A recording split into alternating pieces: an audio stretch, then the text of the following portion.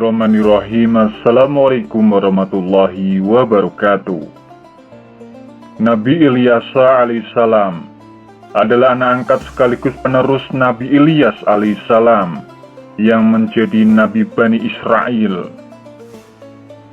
Pada masa itu, kaum Bani Israel masih harus dijaga agar tetap menyembah Allah Subhanahu wa Ta'ala dan tidak menyembah berhala maupun dewa-dewa. Dalam menjalankan misinya dan akibat ketakwaannya kepada Allah Subhanahu wa Ta'ala, Ilyas dibekali dengan keistimewaan dan mukjizat yang menarik untuk dipahami. Mukjizat yang pertama mampu memurnikan sumber mata air. Saat itu penduduk kota Yeriko, kota di dekat sungai Yordan, mengeluhkan bahwa sumber mata air di sana sangat keruh dan kotor. Bahkan membuat wanita hamil menjadi keguguran akibat mengonsumsi sumber mata air tersebut. Mengetahui hal itu, Nabi Ilyas alaihissalam melemparkan garam ke dalam sumber mata air. Lalu atas izin Allah Subhanahu wa Ta'ala, mata air tersebut berubah menjadi murni dan kembali aman untuk dikonsumsi masyarakat Yeriko. Mukjizat yang kedua, mendoakan seorang perempuan agar dikaruniai anak.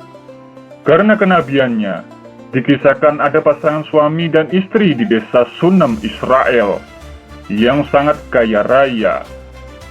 Karena menghormati Nabi Ilyas alaihissalam, keluarga tersebut sering menjamu Ilyas dan membuatkan kamar untuk Ilyas menginap jika sedang berada di desa tersebut.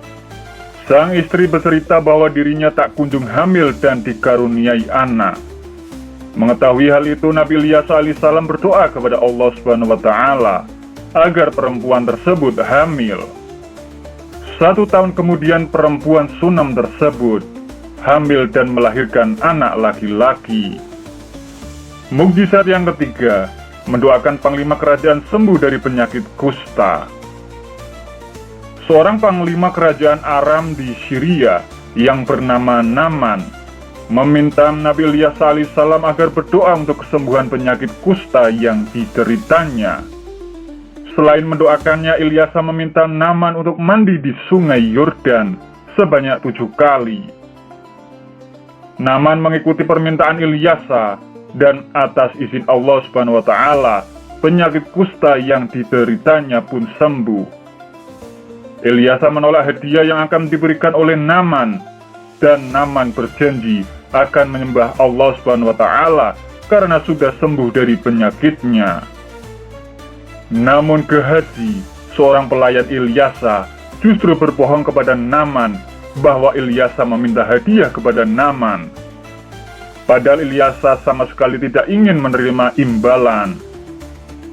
Gehazi justru jadi terkena penyakit kusta karena perbuatan jahatnya dibalas oleh Allah Subhanahu wa Ta'ala. Mukjizat yang keempat, membantu seorang janda agar dapat melunasi hutang menggunakan minyak zaitun. Dikisahkan ada seorang janda yang sedang terlilit hutang. Jika janda tersebut tidak melunasi hutangnya, maka anak-anaknya akan dijadikan budak. Janda tersebut tidak memiliki harta apa-apa lagi. Yang dia miliki hanya sebotol kecil minyak zaitun yang tidak cukup untuk melunasi hutangnya. Mengetahui hal itu, Nabi Ilyas alaihissalam meminta perempuan itu untuk mencari botol-botol kosong, lalu mengisi botol-botol tersebut dengan minyak zaitun yang dia miliki. Atas izin Allah Subhanahu wa Ta'ala, botol-botol tersebut dapat terisi semua dengan minyak zaitun dari botol kecil perempuan itu. Lalu perempuan itu menjual minyak zaitun tersebut agar dapat melunasi hutangnya. Mukjizat yang kelima, mampu mengetahui hal yang akan terjadi. Pada saat itu kerajaan Samaria sedang berperang dengan kerajaan Aram. Nabi Ilyas alaihissalam membeberkan rahasia strategi pihak Aram kepada Raja Samaria. Kemudian Raja Aram mengerahkan pasukannya untuk menangkap Ilyas. Namun atas izin Allah Subhanahu wa Ta'ala, pasukan Aram menjadi buta. Lalu Ilyas menuntun pasukan tersebut ke wilayah Samaria. Raja Samaria awalnya ingin membunuh pasukan Aram tersebut, namun justru memulangkannya ke Aram karena permintaan dari Ilyasa. Geram akan hal itu, Raja Aram memerintahkan pasukan yang lebih besar lagi untuk menggepung kerajaan Samaria. Kelaparan hebat dan krisis pangan melanda daerah Samaria, dan Raja Samaria menyalahkan Ilyasa akan hal ini. Ilyasa mengatakan pada pelayan Raja Samaria bahwa sebentar lagi harga gandum sebagai bahan pokok di sana akan melimpah dan menjadi murah, sehingga masyarakatnya tak perlu khawatir. Namun pelayan raja tidak percaya dengan Ilyasa dan justru bersumpah tidak akan ikut menikmati gandum tersebut jika benar hal itu terjadi.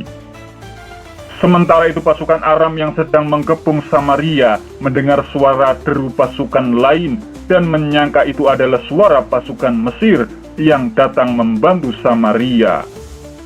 Mengira hal tersebut, pasukan Aram kemudian mengakhiri penggepungan dan segera mundur kembali ke Aram sambil meninggalkan gandum, bahan makanan, hingga hewan ternak mereka di Samaria. Penduduk Samaria pun berbondong-bondong menjarah bahan makanan dan hewan ternak yang ditinggalkan pasukan Aram, sehingga mereka tak lagi kekurangan bahan pangan. Pelayan raja tak percaya perkataan Ilyasa, mati terinjak-injak warga yang sedang menjarah. Keistimewaan Ilyasa sebagai seorang nabi juga dituliskan dalam Quran Surat Al-An'am ayat 86 sebagai orang yang ditinggikan derajatnya oleh Allah Subhanahu wa Ta'ala. Dalam surat itu Ilyasa disebut sebagai Al-Yasa, dan Ismail, Al-Yasa, Yunus, dan Lut. Masing-masing kami lebihkan derajatnya di atas umat lain pada masanya. Keistimewaan dan mukjizat Nabi Ilyasa alaihissalam ini bisa kita teladani dan pahami untuk meningkatkan keimanan kepada Allah Subhanahu wa Ta'ala. Semoga kisah ini bermanfaat. Wassalamualaikum warahmatullahi wabarakatuh.